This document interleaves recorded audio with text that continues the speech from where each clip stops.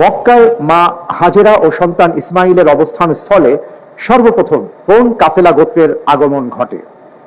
এ Banu Hashim, B Banu Makhzum, C Banu Jurhum, D Banu খুজা।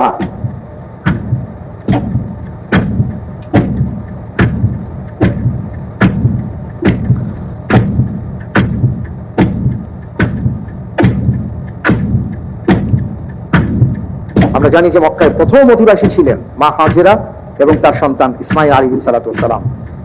তাদের অনুমতি নিয়ে মূলত তারা বসবাস শুরু করেছিলেন। জি আলহামদুলিল্লাহ, আমি উত্তর হিসেবে বেছে নিচ্ছি সি বনু জুরহুম। ফ্রিজ করা হোক সি বনু জুরহুম।